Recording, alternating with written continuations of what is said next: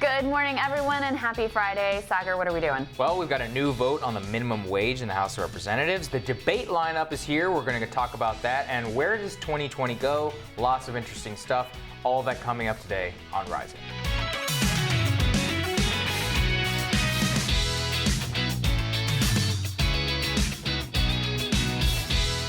So this morning, I am looking at a major victory, the fight for 15. Yesterday, the House passed the Raise the Wage Act that would up the minimum wage to $15 an hour by 2025, and then would index the minimum wage to the median hourly wage of all workers. That part is actually really important. The sub-minimum tipped wage would also be abolished. Now, of course, to be sure, the Grim Reaper over in the Senate is certainly not going to take any of this up.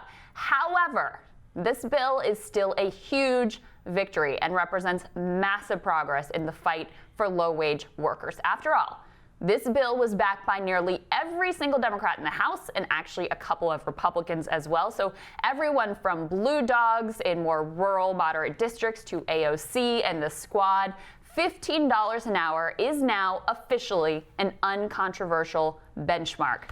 For context, recall that back when Barack Obama was running for president, it was actually considered bold and ambitious that he backed a minimum wage hike to $9.50. $15 an hour at that time was absolutely unthinkable. So how did a supposedly radical idea become so mainstream? Basically, this natural evolution is a masterclass in how outside organizing and pressure can move the Overton window and make the previously unthinkable possible. I think you'd have to peg the beginning of the movement to Occupy Wall Street, which educated and galvanized the public on the issue of inequality and mainstreamed the language of the 99% versus the 1%.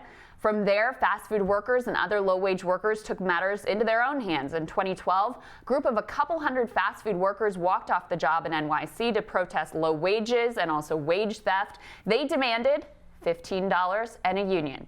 From there, a movement was born. Protests and job action spread across the country. Forward-thinking politicians started embracing the fight for 15. In 2014, the working class community of SeaTac became the first in the nation to pass a $15 minimum wage.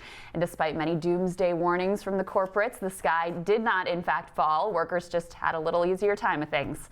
Nearby Seattle then became the first major city to adopt a $15 minimum wage, and the sky has also not fallen there. In 2016, Bernie Sanders became the first major presidential candidate to back the fight for 15, and the Democratic Party was ultimately successfully pressured into making $15 an hour the official party position. So this is how real change happens, not by begging Chamber of Commerce-backed Republicans and Democrats for scraps, but by working class organizing and public pressure. That is how you make the supposedly radical completely mainstream. Of course, we have not yet won the battle, and of course, workers need much more than just a higher floor. We've got to fight for health care, for worker power through unions, and real middle-class jobs. But the significance of this moment shouldn't be missed.